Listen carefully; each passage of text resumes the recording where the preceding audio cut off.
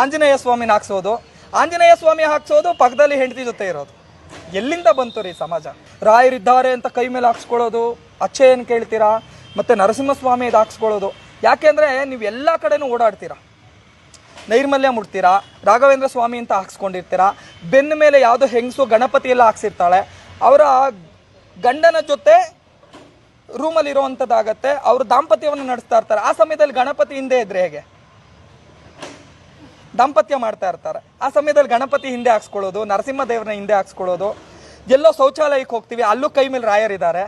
ಏನು ಮಾಡಬೇಕು ಅದನ್ನು ಮಾಡಿ. ಏನು ಮಾಡಬೇಕು? ದೇವ್ರು ಎಲ್ಲಿರಬೇಕು? ಮನಸ್ಸಲ್ಲಿ ಇರಬೇಕು. ಹನುಮಂತ ಎಲ್ಲಿ ಇಟ್ಕೊಂಡಿದ್ದ? ಮೈ ತುಂಬ ಏನಾದರೂ ರಾಮ ರಾಮ ಅಂತ ಬರ್ಕೊಂಡಿದ್ನ? ರೋಮ ರೋಮದಲ್ಲೂ ರಾಮನಾಮ ಹೇಳ್ತಾ ಇದ್ದ ಅವನು. ತನ್ನ ಎದೆಯಲ್ಲಿ ರಾಮನಿಗೆ ಗೊತ್ತಿಲ್ಲದಾಗೆ ರಾಮನೇ ಬಂದು ಎದೆಯಲ್ಲಿ ಕೂತಿದ್ದ. ಅಂಥ ಭಕ್ತಿ ಇರಬೇಕು. ಏನೋ ಫ್ಯಾಷನ್ಗೋಸ್ಕರವಾಗಿ ಏನು ಕೈಯಲ್ಲಿ ನರಸಿಂಹಸ್ವಾಮಿ ಹಾಕ್ಸ್ಕೊಳ್ಳೋದು, ರಾಯರಿದ್ದಾರೆ ಅಂತ ಹಾಕ್ಸ್ಕೊಳ್ಳೋದು, ತಿರ್ಗಾ ಮಾಂಸ ಮತ್ತೊಂದು ಮಗದೊಂದು ಅಧರ್ಮಗಳನ್ನ ಮಾಡುವಂಥದ್ದು, ಎಲ್ಲ ಮಾಡುವಂಥದ್ದು, ಮತ್ತೆ ರಾಯರಿದ್ದಾರೆ ಅಂತ ಹಾಕ್ಸ್ಕೊಳ್ಳೋದು ಅಲ್ಲ. ಮನಸ್ಸಿನಲ್ಲಿ ದೇವರು ಇರಬೇಕು. ನಾವು ಮಾಡುವಂಥ ಕಾಯಕದಲ್ಲಿ ದೇವರು ಇರಬೇಕು. ಧರ್ಮವನ್ನು ಪರಿಪಾಲನೆ ಮಾಡಬೇಕು. ದಯವಿಟ್ಟು ಯಾರು ದೇವಾನುದೇವತೆಗಳ ಫೋಟೋಗಳಾಗಲಿ ಭಾವಚಿತ್ರಗಳನ್ನಾಗಲಿ ದಯವಿಟ್ಟು ಕೈ ಮೇಲೆ ಹಾಕ್ಸ್ಕೊಳ್ಬೇಡಿ. ಇದರಿಂದ ಏನಾಗುತ್ತೆ ಅಂದರೆ ನಿಮಗೆ ಪಾಪಗಳು ಬರುತ್ತೆ. ಯಾರಾದರೂ ಹಾಕ್ಸ್ಕೊಳ್ಳಿ ಸರ್, ಯಾಕೆಂದರೆ ನೈರ್ಮಲ್ಯ ಅಲ್ವಾ ಸರ್? ದೇವರಿರುವಂಥ ಸ್ಥಳ ಯಾವುದು? ದೇವಸ್ಥಾನ. ಬಿಟ್ಟರೆ ನಮ್ಮ ಮನೆ ಒಳಗಡೆ, ಇಲ್ಲಾಂದರೆ ನಮ್ಮ ಮನಸ್ಸಿನಲ್ಲಿ.